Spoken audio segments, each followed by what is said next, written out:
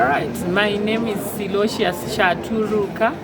I'm the Deputy Director responsible for Sustainable Development Goals and Agenda 2063 coordination in Zimbabwe under the Ministry of Public Service, Labour and Social Welfare. So today we are gathered here for the Voluntary National Review Workshop, where this is a consultative workshop where we are gathering SDG implementation progress that we want to report.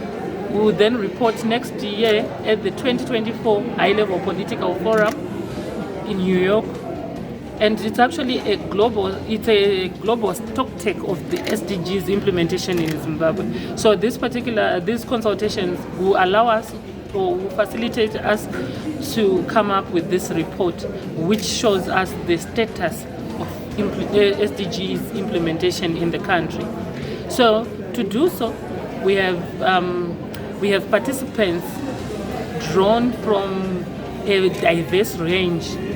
We have persons with disabilities in their respective organizations. We have youth amongst us. We have ministries, departments, and agencies.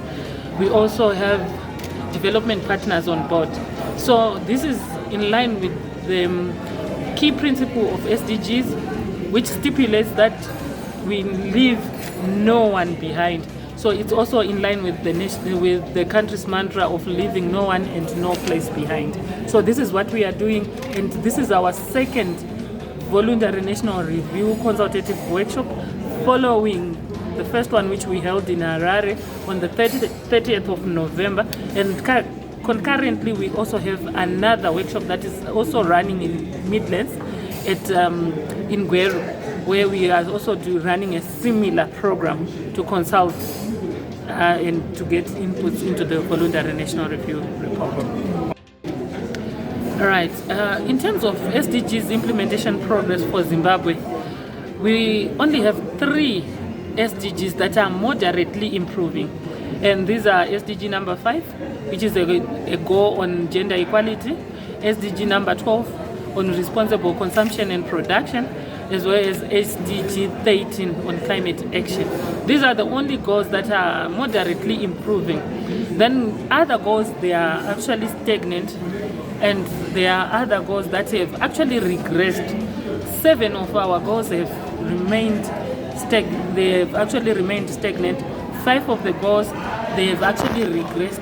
And 2 other goals, they have no information. There is no data for SDG number 10 and 14. So this is where we are. But this is not peculiar to Zimbabwe alone, because globally we also note the same trend, a similar trend, where we see that globally only 15% of the indicators are on track. 48% they are stagnant, and 37% some of them they have actually regressed. So we are seeing that we are not an exception. It's actually a global issue, because we are being affected globally with the COVID-19. We are also being affected by the climate. We are also being affected by geopolitical tensions and the global financial crisis. These are some of the issues that are actually affecting the implementation of SDGs, both nationally and globally.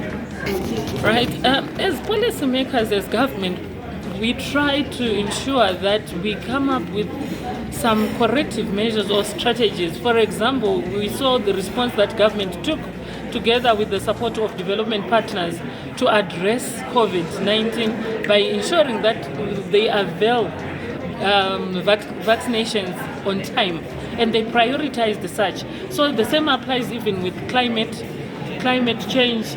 Government has actually developed a nationally determined contribution policy document, which is actually a policy document which aims to address issues around climate. And we also, it's actually in the process, the same government is in the process of coming up with a National Adaptation Plan, NAP, which is also a key document which enables us to become resilient in relation to COVID, to climate. So we are seeing that as government, when some of these shocks are coming, we are not reluctant. We also make some strides to ensure that we address these shocks and reduce the impacts of these to the SDGs as well as the NDS1 implementation.